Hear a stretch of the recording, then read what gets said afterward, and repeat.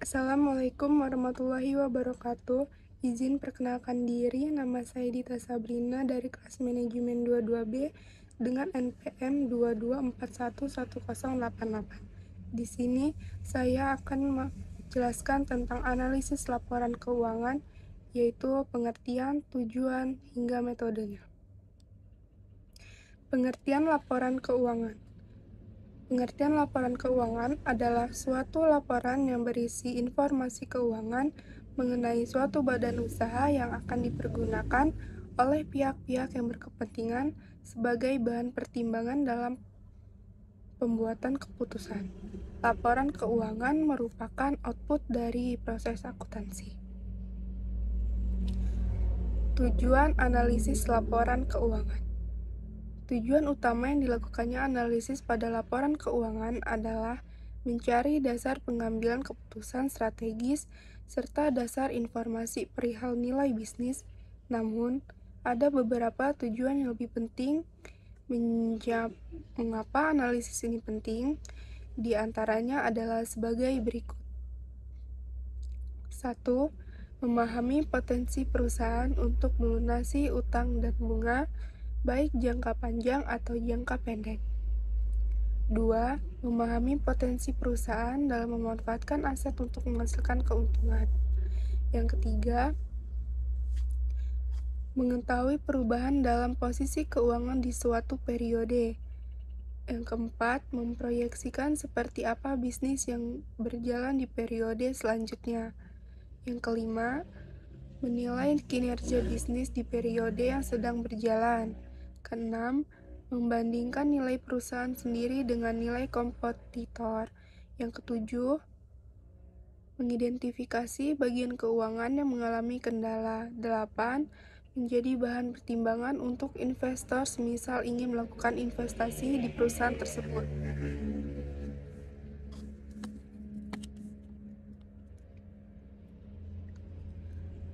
Jenis-jenis laporan keuangan. 1. Neraca. Neraca merupakan laporan keuangan perusahaan di mana di dalamnya adalah informasi aset, kewajiban, dan pembayaran ke pihak terkait mengenai operasional, serta model di periode tertentu. Komponen yang ada di dalam neraca adalah data histori aktiva. 2. Laporan laba rugi. Laporan ini akan memperlihatkan situasi finansial perusahaan, apakah sedang dalam kondisi rugi atau untung. Biasanya, ada banyak catatan kerugian dan keuntungan perusahaan di dalam laporan ini. Catatan tersebut diperoleh dari hasil penjualan produk serta beban yang dikeluarkan perusahaan. Yang ketiga, laporan perubahan posisi keuangan atau arus kas. Laporan ini termasuk krusial dan analisis laporan keuangan karena adanya arus kas bisnis. Disebut juga sebagai laporan arus kas. Di dalamnya terbagi 3 kegiatan utama, diantaranya adalah aktiva pendanaan, operasi, dan investasi. Yang keempat, laporan perubahan modal. Laporan perubahan modal akan menunjukkan penurunan atau peningkatan modal bersih di suatu periode. Pembuatan laporan ini memerlukan laporan laba rugi. Ini disebabkan karena akuntan harus memperhatikan nominal modal pada akhir periode sesudah dikurangi rugi atau laba perusahaan. Metode analisis laporan keuangan. Dalam menganalisis laporan keuangan, tentu ada beberapa metode yang dapat digunakan. Secara garis besar, ada 2 metode dalam menganalisis. Metode pertama adalah metode horizontal, sementara metode berikutnya adalah metode vertikal. Analisis horizontal. Metode analisis horizontal merupakan metode yang melakukan perbandingan tiap pos yang sama dalam laporan keuangan dengan periode berbeda. Biasanya, perbandingan yang akan dianalisis berdasarkan 2 atau 3 periode lebih awal. Yang kedua, analisis vertikal. Metode dalam analisis laporan keuangan berikutnya adalah analisis vertikal. Analisis ini kerap dipakai ketika melakukan perbandingan terhadap pos keuangan berbeda di satu laporan sama di periode yang sama pula.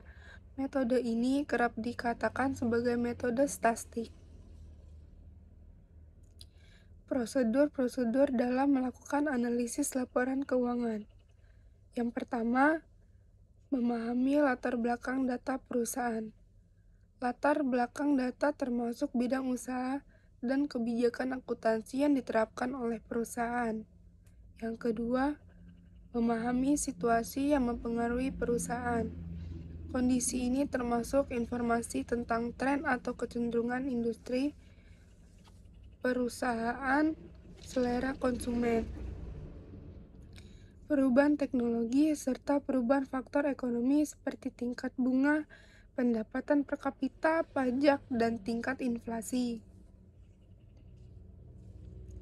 Yang ketiga, mempelajari laporan dengan menyeluruh.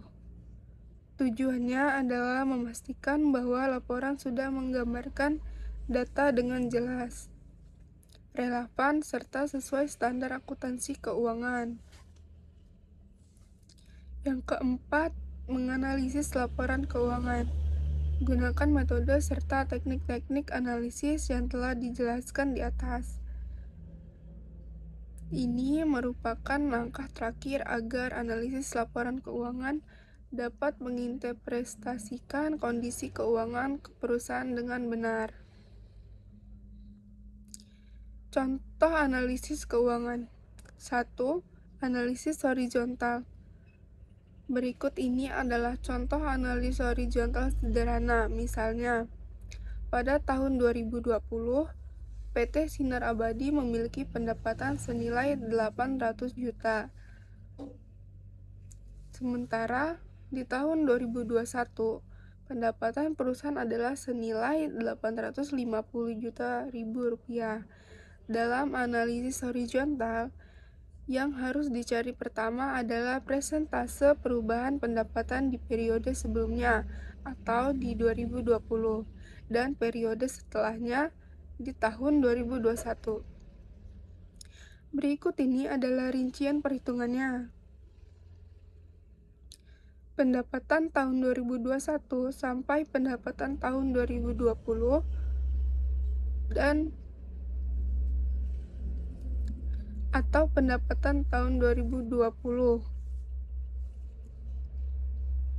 sama dengan 850 juta dikurang 800 juta dibagi 800 juta per 800 juta dibagi 100% sama dengan 50 juta per 800 juta dibagi 100%, hasilnya 6,25%.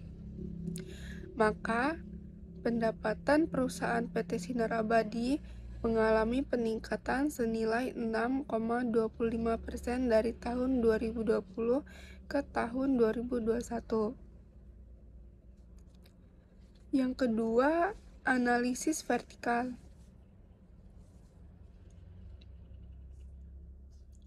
Untuk contoh analisis vertikal akan digunakan rasio likuiditas lancar atau current ratio.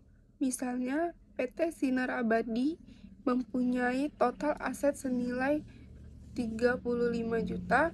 Perusahaan ini juga mempunyai utang yang mesti lunas dalam setahun senilai 7 juta di tahun 2021. Dalam analisis ini akan dibandingkan dua pos laporan. Pos itu ialah total aset lancar serta utang jangka pendek di suatu periode dengan rumus rasio likuiditas lancar. Berikut ini adalah rincian perhitungannya. Total aset per utang jangka pendek dibagi 100% sama dengan 35 juta per 7 juta dibagi 100%. Hasil sama dengan 5 juta dibagi 100%, yaitu 5 juta dibagi 100%. pada rasio likuiditas lancar. Apabila nilai perbandingan nilai di atas 1, maka dapat dikatakan perusahaan dalam kondisi aman serta diperkirakan mampu melunasi utang jangka pendek yang ada. Sekian penjelasan dari saya.